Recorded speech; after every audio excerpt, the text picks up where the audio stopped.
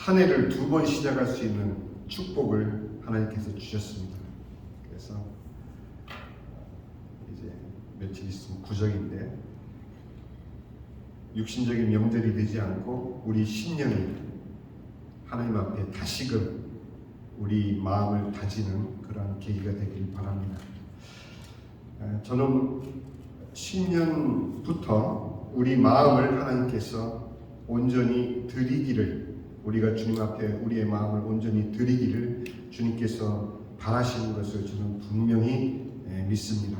그래서 몇 명이 모이던 것이 문제가 아니고 올해는 분명히 하나님께서, 우리가 하나님의 역사를 기대하면 순서가 있습니다. 먼저는 기도를 심어야 됩니다.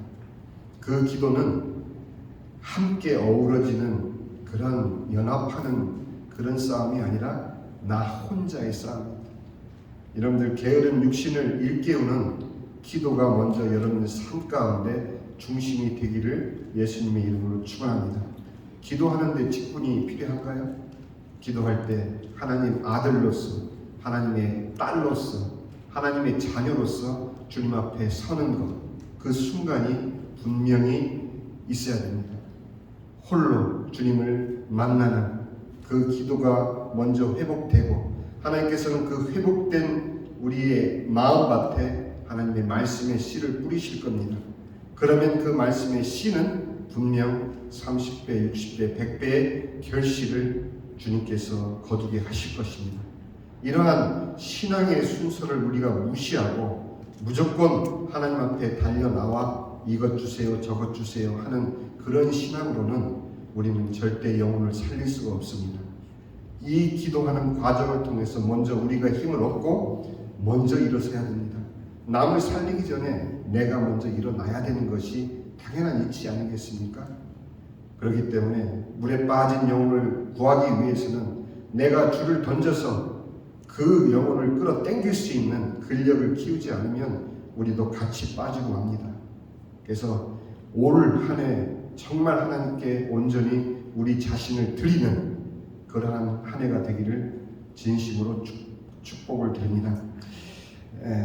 작년 2021년 3월 18일에서 4월 7일까지 실시된 한국 갤럽 조사 연구소의 종교 인구 분포와 호감 종교 조사 결과를 잠깐 함께 나누겠습니다. 한국 성인 종교인의 비율, 이 종교인은 모든 종교를 다 포함한 것입니다. 종교인의 비율은 2021년 40%, 전 국민의 40%가 각종 종교를 가지고 있는 그런 프로테지고 조사가 됐습니다. 두 번째는 종교 분포는 기독교가 17%, 우리가 한참 1200만 기독 신자를 자랑할 때 굉장히 들떠 있었죠. 그러나 이제 17%라고 합니다. 그리고 불교가 16%, 그리고 천주교가 6%, 그리고 세 번째가 주목해야 될 것인데 비종교인, 나머지 60%, 종교 생활을 하지 않는 60%의 비종교인들에게 물어봤습니다. 당신은 어떤 종교가 호감이 갑니까? 물었더니 불교가 20%, 천주교가 13%, 13%, 그리고 기독교가 놀라지 마세요, 6%입니다. 이렇게 제가 이 말씀을 드리는 이유를 조금 이따 말씀드리겠습니다. 자, 이거는 이제 일반적인 종교 인구에 대한 우리 한국 갤럽 조사 연구소의 발표이고 작년입니다. 2021년 세계 선교 통계를 보면, 우리 크리스찬 통계를 보면은 세계 인구는 작년 기준으로 78억 8천만 명, 78억 8천만 명, 거의 79억이라고 보시면 되고, 주요 종교의 신자 수는 첫 번째가 기독교는 25억 5천만 명, 25, 거기에는 천주교, 개신교, 독립교회, 정교회 다 포함해서 우리가 기독교로 명명을 하는 것이고요. 세부적으로 보면 천주교가 12억 5천만 명, 개신교, 우리와 같은 개신교가 6억 명 정도, 그리고 독립교회 4억 명, 그리고 정교회, 동방정교회가 약 3억 명, 이렇게 선교 통계에 나와 있습니다. 이슬람은 그럼 몇 명이냐? 이슬람은 약 19억 3천만 명, 힌두교는 10억 7천만 명, 불교는 5억 5천만 명, 기타 종교는 약 9억 명 정도, 그리고 종교가 없는 인구는 약 8억 8천, 약 9억 명 정도. 이렇게 해서 합해보면 이제 100% 79억이 나옵니다. 그러나 이제 2035년부터 이제 전문가들의 물론 선교 전문가죠. 선교 전문가의 견해는 뭐냐면은 지금 현재 작년 기준으로 이 기독교 인구 총 합계가 25억 5천만 명, 이슬람 인구가 19억 3천만 명인데 2035년부터는 이슬람 가정에서 출생하는 자녀 수가 기독교인 가정에서 출생하는 자녀 수를 넘기 시작한답니다. 2035년부터. 그래서 2055년에는 이슬람 자녀가 약 2억 3,200만 명이 출생하는 것에 비해서 기독교인 가정에서 출생하는 자녀의 수는 2억 2,600만 명으로 이제 차이가 벌어지기 시작합니다. 굉장한 차이죠. 전체 기독교 인구 중 캐톨릭 다 포함해서 누가 진정한 하나님의 마음에 합당한 믿음을 가지고 있는지는 아무도 모릅니다. 오직 주님만이 아시죠. 내가 마지막 때에 믿는 믿음을 보겠느냐. 이 한탄은 예수님께서 직접 하신 한탄이시죠. 우리는 믿노라 하지만 그 믿음이 하나님께 인정받을지는 그거는 나의 자기 확신만으로 과연 그것이 될까요? 진정한 관계, 하나님과 나와의 관계를 통해서 그것은 확인되는 것이지 내가 주장한다고 주장되어지는 것이 아닙니다. 그래서 전체 기독교 인구 중 참믿음의 소유자는 오직 주님만이 아시기에 단순히 기독교 인구를 25억 5천만 명으로 우리가 생각한다고 해도 나머지 25억 5천만 명을 빼면 약 53억 3천만 명이 어디에 해당이 되느냐? 계시록 21장 8절의 둘째 사망에 해당이 됩니다. 여러분들이 21장 8절에는 보면은 그러나 두려워하는 자들과 믿지 아니하는 자들과 흉악한 자들과 살인자들과 음행하는 자들과 점술가들과 우상 숭배자들과 거짓말하는 모든 자들은 불과 유황으로 타는 못에 던져지리니 이것이 둘째 사망이니라. 둘째 사망은 기회가 없는 final death, 완전한 사망을 말하고 있습니다. 우리는 태어날 때 영적으로 죽어서 태어납니다. 그리고 하나님께서 은혜 가운데 허락하신 육신의 때가 지나면 또 육신의 죽음이 찾아옵니다. 그것이 첫째 사망이지만 육신의 죽음이 찾아오기 전까지의 은혜 기간 동안에 우리가 주님을 부여잡지 못하면, 주님을 만나지 못하면 바로 이 둘째 사망, 믿지 아니하는 자들, 여기에 해당이 돼서 이 어마어마한 인구들이 둘째 사망에 처해지게 됩니다. 한국의 경우에는 약 77%의 인구가 여기에 해당이 됩니다. 한국에 교회가 많다고요? 신자들이 많다고요? 한국의 77%의 인구는 바로 이 계시록 21장 8절에 해당되는 사람들입니다. 거기에는 여러분들의 가족도 포함이 되어 있고 친척도 포함이 되어 있고 여러분들의 친구, 여러분들의 지인들, 그 수많은 사람들이 여기에 포함이 되어 있을 수 있습니다. 그런데도 기독교는 종교개혁 이후에도 수백 년 동안 교리 싸움이 끝나지 않죠. 예정론과 만인 구원론 또는 오직 전적인 하나님의 은혜로 구원을 받느냐 아니면 인간의 행실도 따라야 하느냐, 이런 기독교의 교리 싸움 때문에 교파 간의 신앙 논쟁으로 정작 복음이 우리 신자들의 마음에 공통 분모로 자리 잡지를 못하고 있는데, 내 교회 교인들 아니면, 내 교회에 함께 출석하고 있는 크리스찬 아니면 그렇게 낯설 수가 없습니다. 같은 크리스찬이라고 하지만 적어도 우리에게 허락하신 이 예수 복음이라는 공통 분모가 우리 모든 기독교 신자들을 묶었던들, 정말 이 수많은 영혼들을 두고 우리가 이렇게 무기력한 신앙생활을 하지는 않았을 것입니다. 그래서 저는 사실 이 목사님들이 제일 힘든 설교가 두 가지가 있습니다. 하나는 완전한 기초 복음 설교, 두 번째는 절기 설교입니다. 왜? 계속 반복돼서 돌아옵니까? 어느덧 이 복음, 예수님의 복음은 이 설교 강단에서 참 찾아보기 힘든 우리 현실을 맞이하고 있습니다. 예수님의 복음은 기초 성경 공부반에 아주 제일 처음 다루는 기초 중에 기초가 돼 있어요. 그것을 외치고 그것을 증거하고 그것으로 살기 위해서 몸부림치는 그 절규는 더 이상 강단에서 찾아보기가 힘듭니다. 물론 멘션은 하죠. 언급은 하죠. 예수님의 복음, 예수님의 십자가, 물론 언급은 하지만 정녕 이 복음이 얼마만큼 우리 신앙생활을 파고 들어와서 나의 삶을 좌지우지하는지를 여러분들이 스스로 생각하면 아실 것 아닙니까? 그래서 저는 올해 초부터 얼마가 걸리든지 예수 그리스도의 복음을 집중적으로 돌아보며 점검하며 설교하기로 제가 마음을 먹었습니다.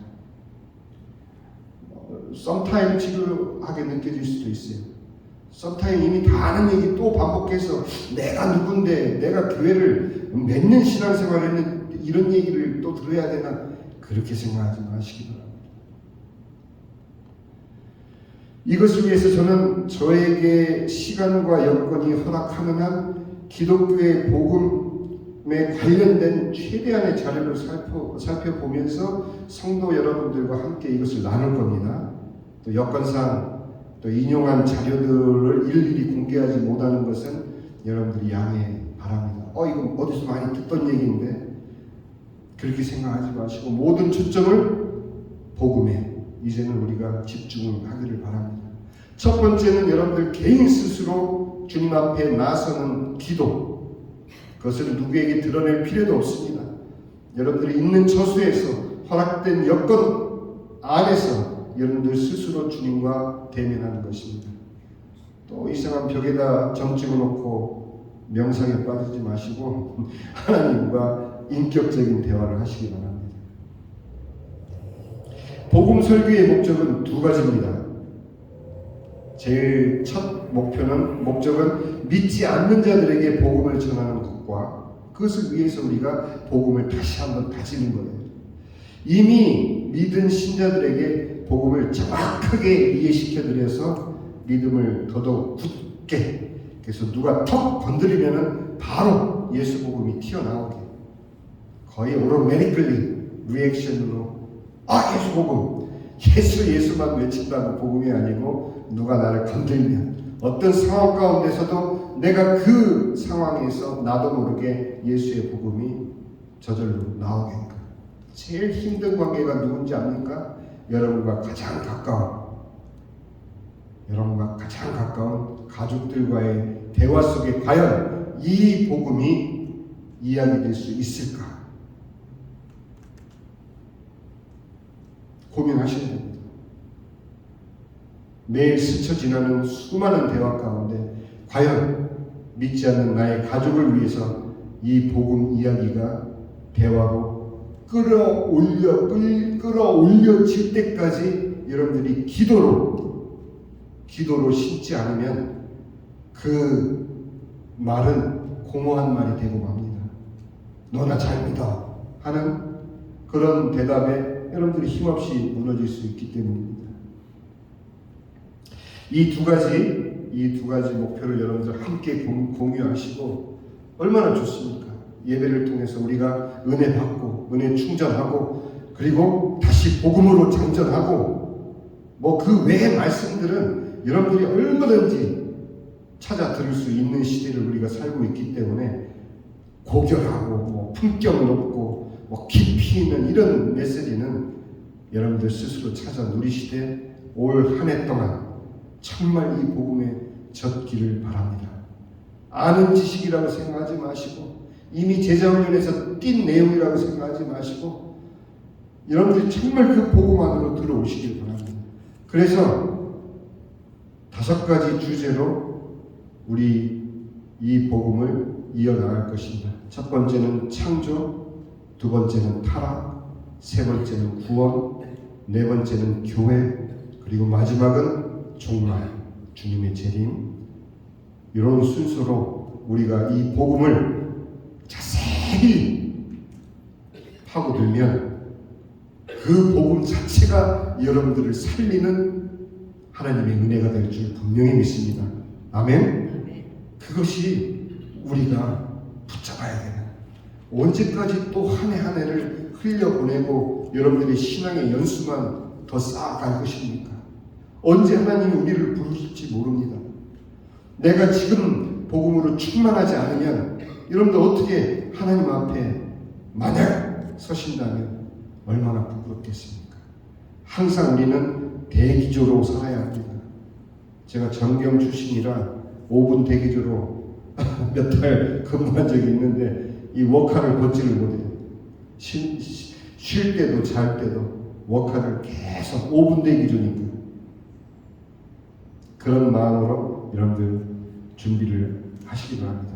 자, 이제 우리는 서론격으로 첫 번째 주제로 우리의 생각을 좀 바꾸는, 우리의 인식을 바꾸는, 우리의 신앙의 감각을 좀 바꾸는 그런 작업을 위해서 시간에 대한 우리의 인식 전환을 이야기하고자 합니다. 시간에 대한 인식 전환이라는 얘기는 무엇이냐? 여러분들 우리가 살아가고 있기 때문에 하루하루 살아가고 있기 때문에 그냥 그렇게 살아가는 것이 우리 인생의 거니 이렇게 생각되어지만 시간은 분명히 다르게 흘러가고 있다는 것을 여러분들이 구분을 하시길 바랍니다. 가장 먼저는 우리는 시간을 창조하시고 시간 밖에서 하나님이 이 시간을 주관하신다라는 사실을 다시 한번, 여러분들 다 이미 알고 있는 내용이지만 다시 한번 확인하시길 바랍니다. 내가 그 시간 안에서 살고 있는데 그 시간을 주관하시는 분이 하나님이시다라는 것. 나에게는 과거로 기억되고 나에게는 오감으로 느껴지는 현재, 그리고 나에게는 아직 겪지 않았지만 다가올 현재로 미래가 있다. 이 정도는 우리가 알고 있잖아요. 그죠? 그런데 그게 우리의 인생의 전부냐? 그렇지 않다는 얘기죠. 하나님은 이 시간을 어떻게 주관하시느냐? 우리에게는 과거, 현재, 미래 이런 시제적으로 구분을 해야만 시간을 이해하지만 하나님께는 처음과 마지막이 동일하시고 알파와 오메가 되신 하나님에게서는 모든 시간의 시제는 현재라는 사실입니다. 우리가 이 성경을 어떻게 이해를 해야 우리가 복음을 좀 더 잘 이해할 수 있느냐? 이미 알고 믿고 있는 복음이지만 더 내 폐부에 들어와서 나의 감각까지를, 나의 인식까지를 좌우할 수 있는 그런 살아있는 하나님의 말씀으로 자리할 수 있느냐 하는 것을 여러분들이 생각하면 이 시간 개념은 굉장히 중요합니다. 하나님이 나의 과거, 현재, 미래의 모든 것, 아니 나뿐만이 아니라 모든 인류의 과거, 현재, 미래의 모든 것을 현재로, 지금으로 보고 계시다라는 사실. 그 얘기는 단 하나를 우리에게 분명하게 말해줍니다. 이 성경은 이미 하나님께는 일어난 일이구나. 또 일어나고 있는 일이구나. 우리에게는 일어날 일처럼 느껴질지라도 하나님께는 이미 일어난 일을 우리에게 말씀해 주고 계시는 것이 바로 성경이구나. 이해되셨죠? 어렵지 않죠? 절대 어렵지 않습니다. 우리는 이 성경을 읽으면서 바로 이 시간 개념에 우리의 마음을 딱 고정시켜야 됩니다. 태초에 하나님이 천지를 창조하시니라. 그리고 요한계시록에 오 예수여 어서 오시옵소서 마라나타까지. 이 모든 성경의 내용은 이미 하나님께는 일어난 아멘이요 모든 일을 이루신 하나님의 현재 가운데서 이루어지고 계시고 완성되신 하나님의 우리를 향한 증거의 기록입니다. 그러니 믿는 신자들은 이 성경을 통해서 하나님이 말씀하시는 그 모든 말씀을 이미 이루어진 일을 내게 말씀해 주시는 것으로 생각하시면 됩니다. 아멘? 아멘? 이거 아멘 소리가 이미 이루어진 일이에요. 그렇게 생각을 하시면 이제 이 성경이 다르게 보일 것입니다. 자, 어떤 분은 인간에게는 그렇게 과거, 현재, 미래 이런 3시제가 있는 게 아니라 과거와 미래뿐이다. 이렇게 얘기를 하는 분도 있어요. 어떻게 그 얘기가 나올 수 있을까 생각하니까 맞아요. 여러분들이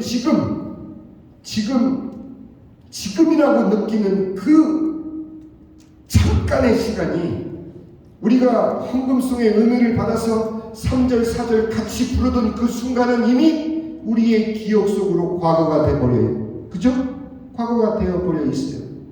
지금 여러분들이 저의 말, 설교를 듣는 이 순간조차도 끊임없이 여러분들을 통과해서 지나가는 현재를 여러분들 어떻게 살 것이냐. 두 가지 방법밖에 없습니다. 믿지 않는 자, 한국으로는 77%, 이 전 세계적으로 보면은 세상에 이렇게 많은 53억 3천만 명이라는 하나님과 상관없이 사는 이 영혼들을 우리가 생각을 할 때 이 사람들에게 느껴지는 현재라는 것은 내 육신의 오 감각으로 느껴지는 그것을 현재로 여기고 사는 사람들이라는 얘기. 그러나 우리 신자들의 현재는 어떤 현재이냐? 하나님의 자녀로서 우리가 신자입니다라고 신앙 고백한 우리들에게 있어의 현재는 하나님과 함께하는 임마누엘의 현재가 바로 우리의 현재인 것입니다. 그런데 이렇게 규정을 할 때에는 신자들의 현재는 임마누엘의 시간이구나 이렇게 생각되어지지만 여러분들 살다 보면 막 현실에서 바쁜 일 막 살고 하다 보면 그게 느껴지나요? 느껴지지 않죠. 너무도 안 믿는 사람들과 똑같은 삶으로 살아가는 패턴에 여러분들도 깜짝깜짝 놀라실 겁니다. 그런데 그렇지가 않아요. 진정한 신자의 시간은 하나님 안에서 하나님에 의해서 주관되고 있다라는 것을 믿는 자에게 이 임마누엘의 은혜는 감각되어질 것입니다. 아멘? 여러분들 자꾸 기독교 신앙에 너무 깊은 사람들은 무슨 돌을 깨쳐야지 뭐 이렇게 기독교 신앙이 깊고 또 뭐 이상한 것을 체험해야만 막 신앙이 깊어지고 이렇게 생각하는데 그거는 절대로 속는 거예요. 하나님에게서 가장 우리에게 주신 귀한 은혜는 평상의 은혜. 우리의 평상의 삶, 우리의 그저 그렇고 날마다 지나가는 그 평상의 일상의 축복이 바로 우리에게 주신 가장 큰 축복입니다. 여러분들, 하나님을 느끼기 위해서 몸부림치는 사람들 굉장히 많아졌어요. 하나님 임재를 체험하기, 하나님 느끼기, 훈련, 하나님 전부 어디로 들어갑니까? 수도원으로 들어가고 골방으로 들어가고 그러면서 뭔가를 느껴보려고 그래야만 만나는 하나님인 줄 착각하는 기독교 신자들이 얼마나 많은 줄 모릅니다. 왜? 복음이 그들 마음 가운데서 일하고 있지 않기 때문에 하나님을 만나기 위해서 그들은 자꾸 다른 곳을 찾게 되는 것이에요. 아니에요. 임마누엘의 축복은 우리의 일상 가운데 하나님이 부어주시는 은혜라는 것을 여러분들이 잊지 마시기 바랍니다. 어떻게 하면 영적인 감각을 계속 유지하며 나의 삶을 살아갈 수 있느냐고요? 경직될 필요가 없습니다. 내가 하나님 앞에서 거룩한 삶을 살기 위해서 경직된 삶을 사는 것이 그게 신앙의 자세가 아니에요. 가장 하나님 안에서 평온하고 가장 하나님 앞에서 내게 찾아오는 고통조차도 하나님 앞에 들고 나가서 외칠 수 있는 그런 믿음으로 우리가 일상을 살게 되면 우리는 따로 후미진 곳을 찾아가서 주를 부르짖고 몸부림쳐야만 주님의 임재를 느끼는 그 체험에 속지 않게 됩니다. 누가 주는 체험인 줄 알고요? 큰일 납니다. 그래서 제가 하나님 말씀을 여러분들에게 강조하는 이유가 바로 여기 있습니다. 오늘 조금 준비한 것을 나눠야만 그 다음에 또 진행이 되기 때문에 이렇기 때문에 여러분들이 이 시간에 대한 개념을 절대로 잊지 마시기 바랍니다. 나는 하나님 안에서 임마누엘의 시간을 누리는 신자입니다. 스스로에게 다짐하세요. 그것을 유식한 언어로 카이로스의 시간 이렇게 표현할 필요까지는 없습니다. 나에게 의미 있는 시간이라는 그런 개념이 아니라 하나님이 나와 함께 하시는 일상을 사는 나는 신자이다. 예, 그 눈으로 성경을 보는 거예요. 왜? 이미 이 성경은 하나님께서 처음부터 끝까지 이미 하나님께는 일어나 완성된 일을 우리에게 알려주시는 것이기 때문입니다. 과거를 용서하고 이해하여 현재를 사랑과 참음으로 살고 미래를 기도로 만들어갈 수 있는 삶, 이것이 바로 신자들의 삶이어야 합니다. 아멘? 네, 오늘 본문이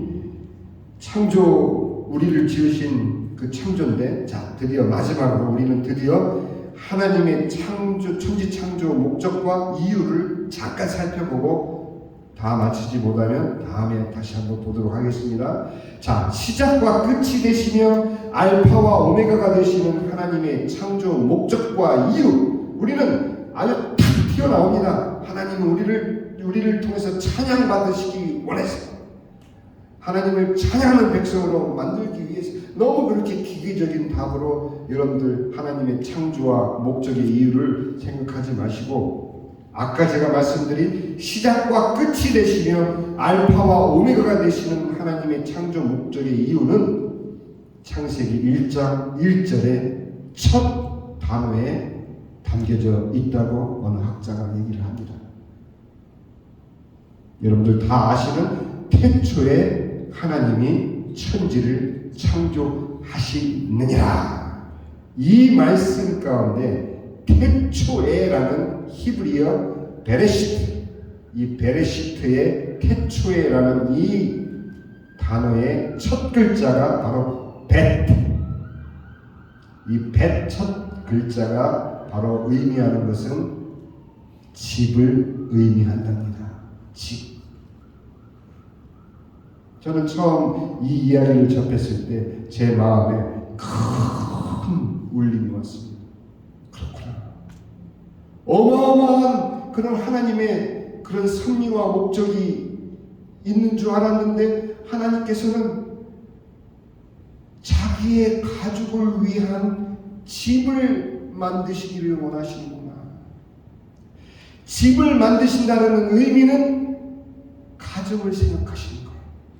가정을 생각하신다는 얘기는 식구를 생각하시는 거예요. 그렇구나. 하나님께서 왜 모든 만물은 말씀으로 창조하셨는데 유독 우리 인간만은 손수, 우리가 우리의 모양을 따라 우리의 형상대로 우리가 사람을 만들고, 이거는 독자적인 어떤 결단이 아닙니다. 우리가 성삼위 하나님께서 그토록 시련을 기울여서 하나님이 가라사대 하는 말씀으로 모든 만물을 지으셨는데 마지막 우리를 창조하실 때는 우리가 손수 흙으로 우리를 빚으신 이유를 이제는 알 수 있었던 거예요. 그렇구나. 하나님께서 단순히 인간을 모든 만물, 모든 피조물 가운데 으뜸의 존재를 만들기 위해서가 아니라 하나님께서는 바로 하나님의 가족을 만들기 위해서 인간을 만드셨구나. 감동이 밀려오시는 분은 은혜 받으신 겁니다. 저는 감동이 밀려왔어요. 태초에 하나님이 천지를 창조하시느니라, 이 말씀, 그토록 하나님이 인간을 정성껏, 여러분 한 명 한 명을 정성껏 만들어 이 땅에 보내신 이유는 바로 하나님의 가족을 만들기 위해서, 하나님의 자녀를 만들기 위해서, 하나님의 백성을 만들기 위해서 인간을 지으셨구나. 어디에 우리가 알 수 있나요? 요한복음 1장 10절, 영접하는 자 곧 그 이름을 믿는 자에게는 하나님의 자녀가 되는 권세를 주셨습니다. 계시록 21장 1절에서 7절 말씀, 여러분들이 나중에 집에 돌아가셔서 꼭 읽어보시길 바랍니다. 그 가운데 바로 7절입니다. 이기는 자는 이것들을 상속으로 받으리라. 나는 그의 하나님이 되고 그는 내 아들이 되리라. 하나님은 태초에 하나님의 집을 만드시고자 선포를 하셨고, 하나님은 계시록의 마지막에 나는 너의 하나님이 되고 너희는 나의 아들이 되리라, 나의 자녀가 되리라, 나의 백성이 되리라. 이것이 하나님의 우리를 지으신 창조의 목적과 이유인 것입니다. 우리 이 세상 8, 90년 아무리 오래 살아서 100년 산다 할지라도 그 짧은 시간을 살기 위해서 이 땅에 태어난 존재가 아니라는 것을 여러분들이 오늘 확인받고 돌아가시길 바랍니다. 아멘. 내가 처해져 있는 이 인생의 환경과 상황과 여건, 이것이 문제가 아니에요. 내가 지금 아직도 이 땅에서 살아 숨쉬고 있다는 것, 여러분들 정말 주 안에서 영면하시는, 주 안에서 주 품에 안기시는 분들이 얼마나 복된 분들인지 여러분들 아신다면, 내게 호흡이 곳곳에 아직 남아있어 숨을 쉬는 동안 내가 하나님의 자녀로 부르심을 받았을 뿐만 아니라 하나님의 자녀로 부름받지 못한 영혼들을 살리기 위해서 내 삶을 사는 그 삶보다 더 값진 삶이 어디 있겠느냐 하는 말씀입니다. 전도하라는 얘기가 아니에요. 하나님의 자녀임을 알고 하나님의 자녀로 살면 그것이 여러분들이 이 땅에 지음받은 모든 목적이 이미 확인되었을 뿐만 아니라 달성되고 하나님께 영광 돌리는 여러분의 삶의 내용이 된다는 것 잊지 마시기 바랍니다. 이제는 눈을 뜨고 돌아보셔야 됩니다. 그리고 전도하려고 이렇게 바삐 안 하셔도 먼저 기도를 심으시고, 있는 자리에서 기도를 심으시고, 이 교회가, 정말 우리 소망의 교회가 기도로 파운데이션을 단단히 한 다음에 이 말씀 복음으로 무장하면 우리는 준비되는 것입니다. 이 시간 우리가 주님 앞에 잠깐 우리 자신을 드리는 그런 시간